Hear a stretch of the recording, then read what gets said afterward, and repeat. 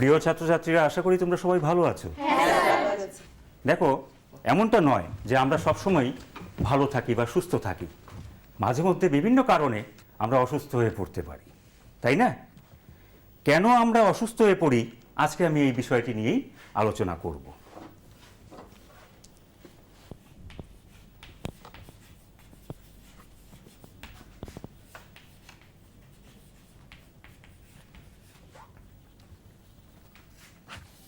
তাহলে কেন আমরা অসুস্থ হয়ে পড়ি? প্রথমেই আমি আসছি, স্বাস্থ্য কাকে বলে? What is health?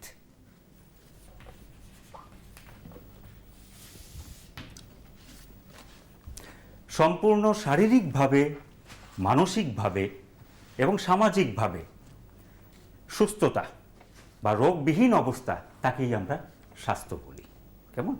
কথাই আছে যে স্বাস্থ্যবান ব্যক্তি সব কাজ সঠিকভাবে, সদর্থকভাবে, সুষ্ঠুভাবে পালন করতে পারে।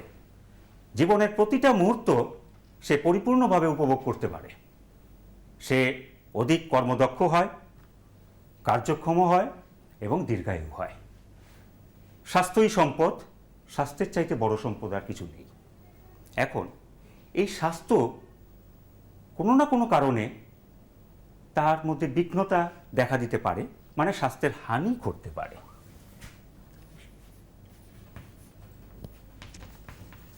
স্বাস্থ্যের হানি, স্বাস্থ্যের হানি হচ্ছে গিয়ে স্বাস্থ্যের ঠিক বিপরীত অবস্থা, এবং এর প্রধান কারণ হচ্ছে গিয়ে, কি বলতে পারবে রাজদীপ? বলো তো দেখি। হ্যাঁ স্যার, স্বাস্থ্যহানির প্রধান কারণ হলো রোগ। ঠিক বলেছো তুমি, বসো। তাহলে স্বাস্থ্যহানির প্রধান কারণ হচ্ছে গিয়ে রোগ।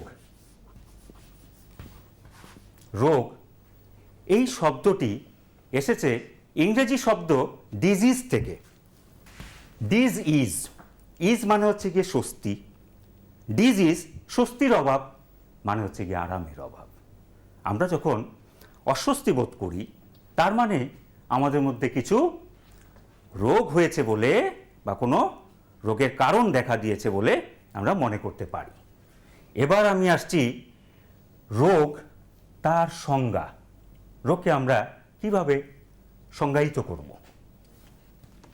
দেহের গঠনগত ও কার্যগত অস্বাভাবিকতা, যা কিছু লক্ষণ দ্বারা প্রকাশিত হয়,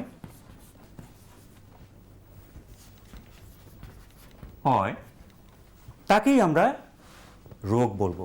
তোমরা নিশ্চয়ই লিখে নিয়েছো তোমাদের খাতায়? গুড। এবার রোগ প্রধানত মানব দেহে দু ধরনের হয়ে থাকে। একটা হচ্ছে কি শারীরিক রোগ,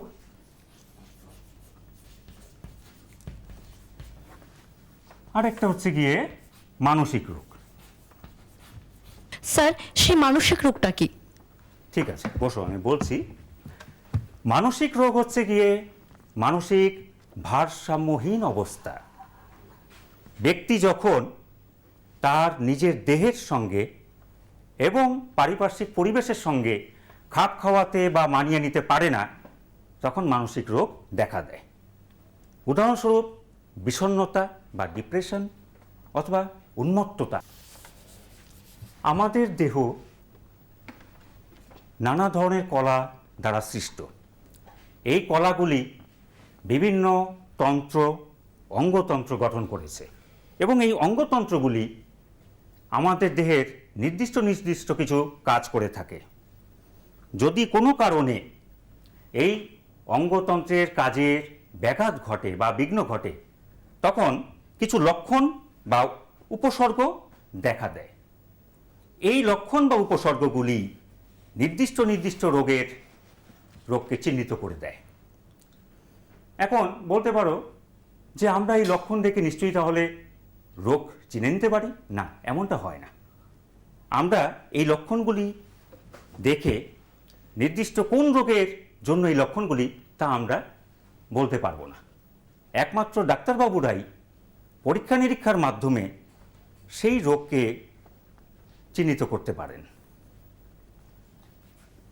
এবার রোগের স্থায়িত্বের ভিত্তিতে আমরা রোগকে দুটি ভাগে ভাগ করতে পারি।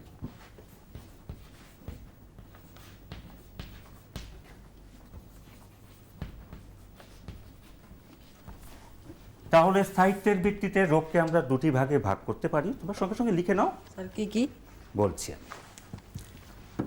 একটা হচ্ছে গিয়ে সংকটাপন্ন রোগ,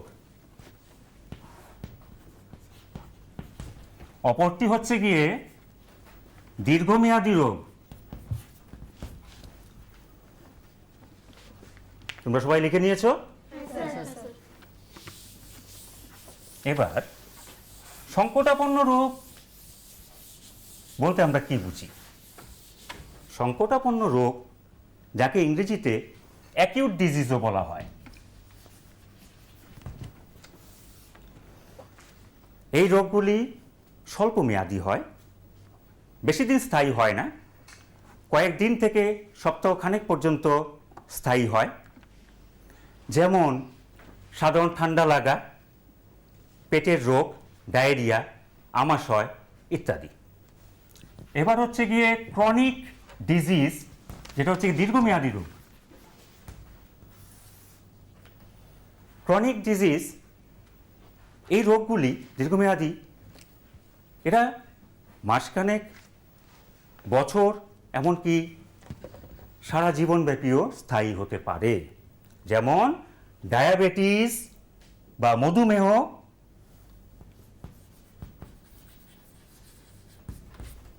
আর্থ্রাইটিস এক ধরনের বাতরোগ,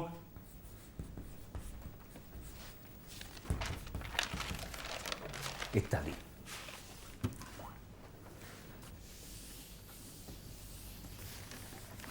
এবার রোগের উৎসের ভিত্তিতে তার কারণগুলিকে আমরা প্রধানত দুটি ভাগে ভাগ করতে পারি। তাহলে উৎস, রোগের উৎস অনুসারে রোগকে দুটি ভাগে ভাগ করা যায়।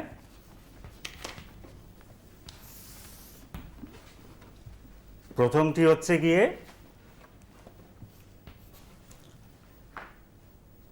অন্তস্থ কারণ,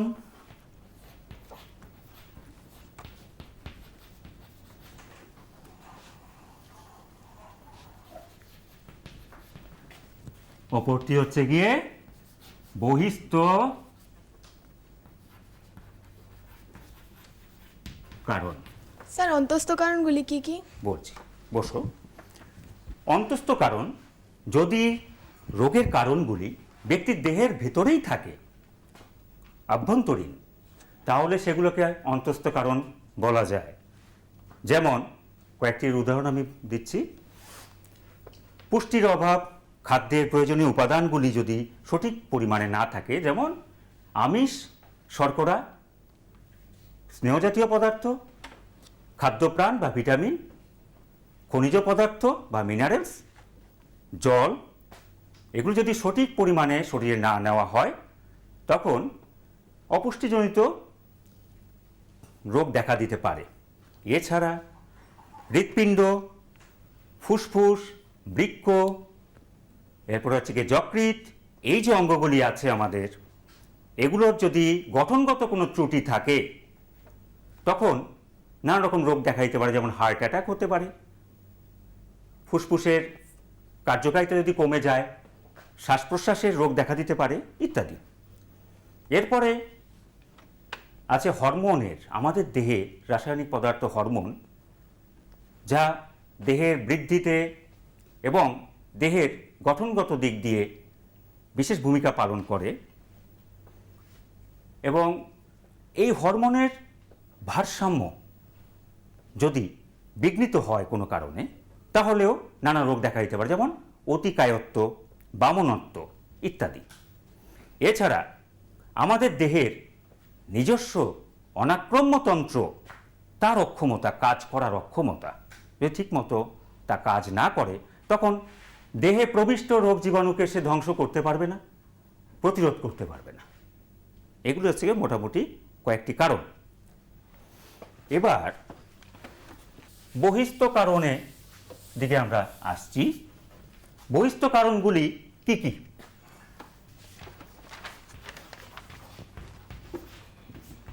বহিস্থ কারণগুলি কি কি? বহিস্থ কারণের মধ্যে প্রথমেই আসছি প্যাথোজেন। তোমাদের মধ্যে কেউ কি বলতে পারবে প্যাথোজেন কি?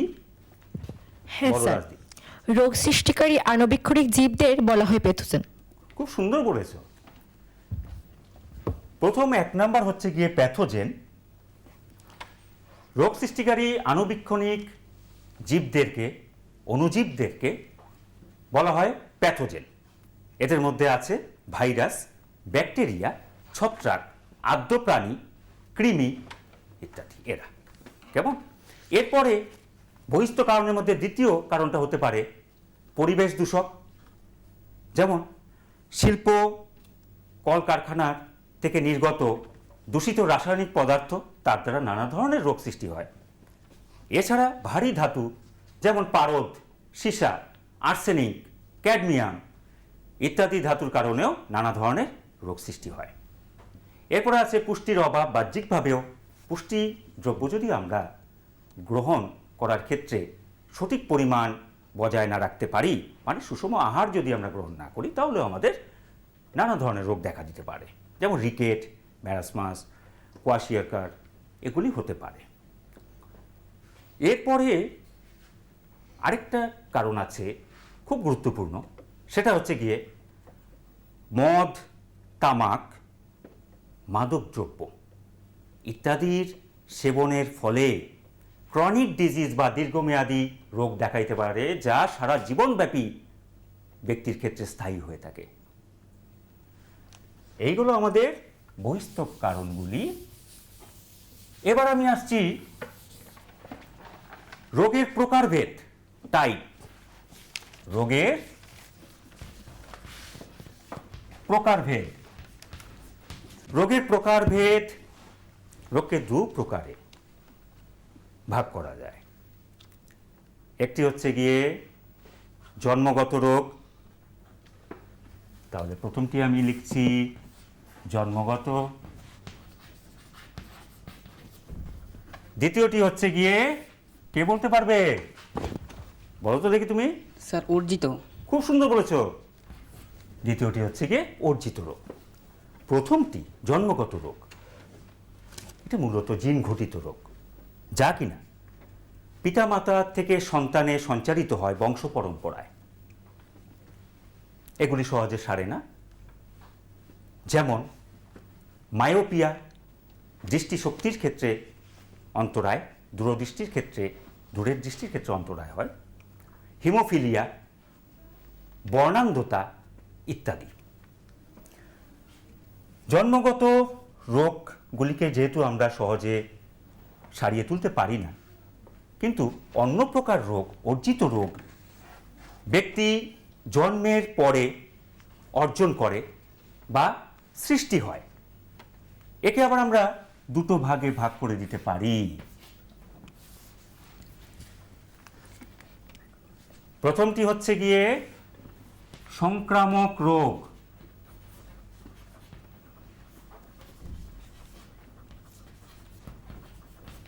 দ্বিতীয়টি হচ্ছে গিয়ে অসংক্রামক রোগ।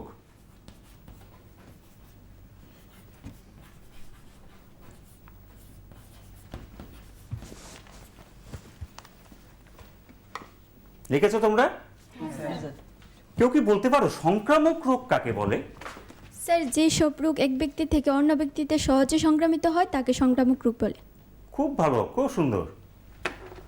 সংক্রামক রোগ হচ্ছে গিয়ে এক ব্যক্তি থেকে আরেক ব্যক্তিতে রোগগুলি ছড়িয়ে যায়, পরিবাহিত হয়। এই রোগগুলি বিভিন্ন মাধ্যমে ছড়িয়ে পড়ে, পরিবাহিত হয়ে পড়ে। এগুলো আমরা পরে আসছি, আমি আলোচনা করব। অসংক্রামক রোগগুলি হচ্ছে যে সকল রোগগুলি এক ব্যক্তি থেকে আরেক ব্যক্তিতে ছড়িয়ে পড়ে না, সেগুলি হচ্ছে গিয়ে অসংক্রামক রোগ। প্রথমেই সংক্রামক রোগ এবং অসংক্রামক রোগের মধ্যে ডিফারেন্সটা আমরা জেনে গেলাম, পার্থক্যটা আমরা জেনে গেলাম। এবার অসংক্রামক রোগগুলি কি কি?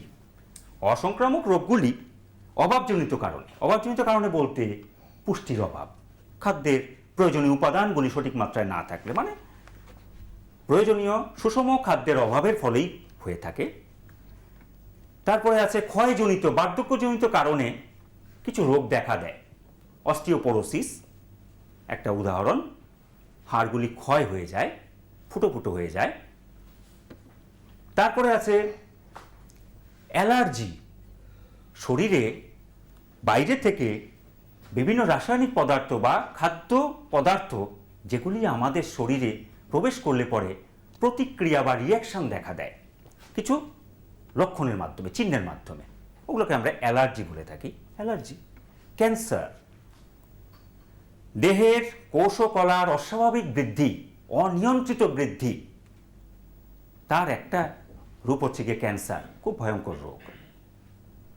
বিপাকজনিত ত্রুটি, আমাদের দেহে কোষের অভ্যন্তরে রাসায়নিক বিক্রিয়া অহরহ চলছে, উপচিতিমূলক, অপচিতিমূলক। এই বিপাক ক্রিয়ার যদি কোনো ভারসাম্যহীন অবস্থা সৃষ্টি হয়, সঠিকভাবে না চলে, তাহলেও রোগ দেখা দিতে পারে। এবার আমরা চলে আসছি সংক্রামক রোগগুলিতে। সংক্রামক রোগ তোমরা লিখে নাও খাতায়।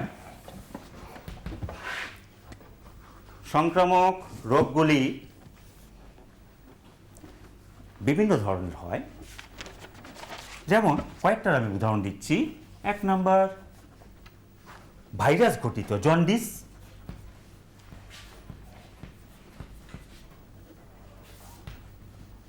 এই রোগটি হেপাটাইটিস ভাইরাস দ্বারা সৃষ্ট। এই রোগটি জল, খাদ্য ইত্যাদির মাধ্যমে ছড়িয়ে পড়ে।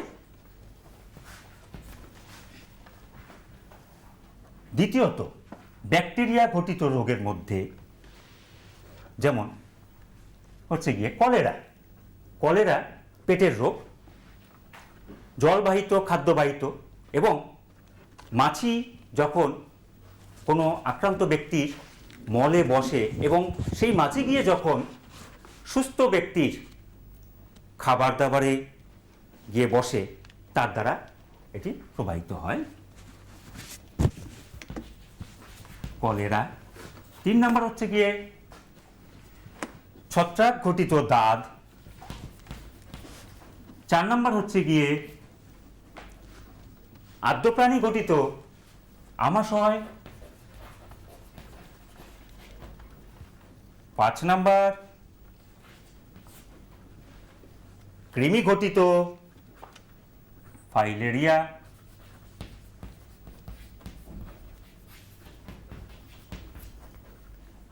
ইত্যাদি।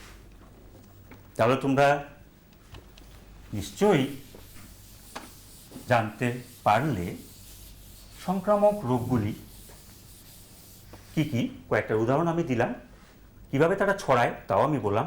এবার আমি তোমাদেরকে একটা ভিডিও ক্লিপিংস দেখাবো, যেখানে তোমরা বিভিন্ন রোগ সৃষ্টিকারী জীবাণুদের দেখতে কেমন হয়, কিভাবে তারা সংক্রমণ ঘটায়, এগুলো তোমরা দেখতে পারবে। ভালো করে লক্ষ্য করো। প্রথমেই তোমরা দেখছো প্যাথোজেন, রোগ সৃষ্টিকারী জীবাণুদেরকে প্যাথোজেন বলে।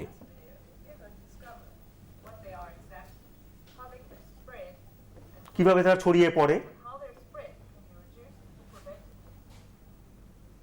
তারপর তোমরা দেখো ভাইরাস, ব্যাকটেরিয়া, আদ্যপ্রাণী, ছত্রাক, এরা দেখতে কেমন হয় তোমরা নিশ্চয়ই দেখতে পাচ্ছ। এদেরকে অণুবীক্ষণ যন্ত্রের সাহায্যে দেখতে হয়, অনেক বিবর্ধিত করার পরেই তাদেরকে দেখা যায়। তারা আমাদের দেহে প্রবেশ করার পরে আমাদের দেহে সংক্রমণ ঘটায়। কি কি রোগ ঘটায় দেখো, টাইফয়েড, কলেরা, আমাশয় ইত্যাদি। এবং এরা এত ছোট, কয়েক গুণ বিবর্ধিত করতে লাগে, বড় করে দেখতে লাগে আমাদের। তারপর দেখো এরা আমাদের কোষের ভেতর প্রবেশ করে বংশবৃদ্ধি করে, প্রজননের মাধ্যমে বংশবৃদ্ধি করে, সংখ্যায় বৃদ্ধি পায় এবং তারা তারপরে আমাদের রক্ত বাহিকার মধ্যে প্রবেশ করে রক্তের মাধ্যমে বিভিন্ন অঙ্গ প্রত্যঙ্গে ছড়িয়ে যায়। বিভিন্ন রোগগুলিকে দেখানো হচ্ছে এইডস, মাম্পস ইত্যাদি ছত্রাক ঘটিত রোগ, যা ময়লা, পোশাক আশাক এবং আসবাবপত্রের মাধ্যমে ছড়ায়। যেমন অ্যাথলিটস ফুট একটা রোগ, চর্মঘটিত রোগ দেখা যাচ্ছে। তারপর দেখো আসবাবপত্রের মাধ্যমে কিভাবে ছড়ায়, অপরিচ্ছন্ন আসবাবপত্র থেকে ছত্রাকঘটিত রোগ বেশি ছড়ায়। ক্যান্সার এবং এইডস, মারাত্মক সব রোগগুলি। প্রোটিস্ট আদ্য প্রাণী, এটা এককোষী হয়। অ্যামিবিক ডিসেন্ট্রি আমাশয় সৃষ্টি করে। এন্টামিবা হিস্টোলাইটিকা পরজীবীটি নাম। মশা বাহক হিসাবে কাজ করে, রোগের জীবাণু বহন করে নিয়ে যায়। ম্যালেরিয়া সৃষ্টি করে, প্লাজমোডিয়াম ভাইভাক্স নামক জীবাণুটি সে বহন করে। আমরা পরবর্তী অংশে আসছি, সেটা হচ্ছে গিয়ে রোগ বিস্তারের মাধ্যম। খুব সংক্ষেপে আমি বলছি, রোগ বিস্তারের মাধ্যমগুলি হচ্ছে গিয়ে জল, বায়ু, মাটি, যৌন সংসর্গ, বাহক দ্বারা এবং ফোমাইটজাত মানে রোগীর ব্যবহৃত জামা কাপড়, বাসনপত্র ইত্যাদির দ্বারা। এছাড়া রোগ নিরাময় সম্পর্কে আমি অল্প কয়েকটা কথা বলছি। রোগ নিরাময় দুভাবে করা যায়। একটা হচ্ছে ঔষধ প্রয়োগের মাধ্যমে রোগের চিকিৎসা। বিভিন্ন অ্যান্টিবায়োটিক ঔষধ আছে, ব্যাকটেরিয়া এবং ছত্রাক জাতীয় রোগগুলিকে আমরা দমন করতে পারি, কিন্তু ভাইরাস জাতীয় রোগকে আমরা দমন করতে পারি না। ভাইরাসের জন্য ইন্টারফেরন ইনজেকশন, অ্যামিটিডাইন ঔষধ, রেমেটিডাইন ঔষধ ইত্যাদি আমরা ব্যবহার করতে পারি। এছাড়া আরেকটা হচ্ছে গিয়ে আমাদের দেহের বিশেষ একটা ব্যবস্থা আছে, অনাক্রম্য ব্যবস্থা। এই ব্যবস্থার মাধ্যমে রোগের জীবাণু দেহে প্রবিষ্ট হওয়ার পরেই তার বিরুদ্ধে একটা প্রতিরোধ গড়ে তোলা হয় এবং রোগকে ধ্বংস করা, রোগের জীবাণুগুলিকে ধ্বংস করে দেওয়া হয়। এই জন্য ম্যাক্রোফাজ নামক কোষ আছে, লিম্ফোসাইটের মধ্যে টি লিম্ফোসাইট, বি লিম্ফোসাইট নামক কোষগুলি আছে। এরা রোগ জীবাণুকে একত্রিত করে তারপর তাকে গ্রাস করার মাধ্যমে ধ্বংস করে ফেলে। এছাড়াও আমরা বাইরে থেকে টিকাকরণের মাধ্যমেও আমাদের অনাক্রম্য ব্যবস্থাকে আরও শক্তিশালী, আরও জোরদার করতে পারি। আর স্বাস্থ্যবিধি পালনের মাধ্যমে মানে আমরা নিজেরা যদি পরিষ্কার পরিচ্ছন্ন থাকি এবং পোশাক পরিচ্ছদ যদি পরিষ্কার পরিচ্ছন্ন হয়, আমাদের আশপাশে যদি আবর্জনা মুক্ত থাকে, তাহলে আমরা খুব সহজেই রোগকে দূরে সরিয়ে রাখতে পারি। আজকে এই পর্যন্তই। আগামী দিন আমরা আবার দেখা করব। ধন্যবাদ।